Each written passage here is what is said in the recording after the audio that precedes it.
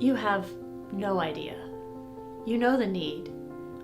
You've seen the struggle. But did you know that Catholic Charities of Louisville seeks out ways to serve, to repair lives and restore communities, one relationship at a time, one person at a time, one person like this one? Pete Glauber, and I was married 46 years to Mary Jane Glauber. In 2018, or in May, she was diagnosed with a brain tumor, glioblastoma.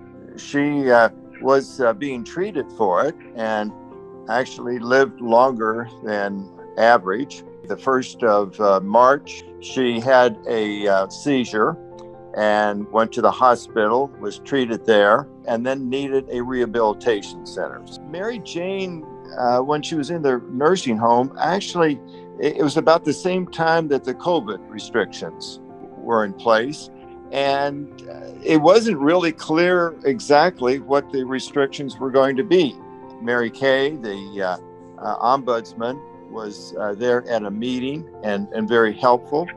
Having families trying to negotiate that, as well as facilities trying to figure out what was the best course for any visitation, no visitation, what have you.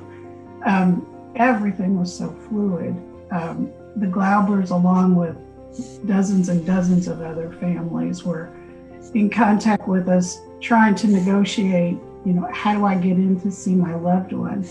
I don't think either one of us thought she was that close to dying, but she really was. I have 3 adult children who live out of town, and they all had come in and were given time with her. I had a wife who was dying, and these children had a mother, and grandchildren had a grandmother that seemed to be closer to death than we had understood, and they wanted to see her and felt the need to see her. Pete's case, where you had family traveling far distances, what can be done to keep everybody safe, but still let the family have those moments?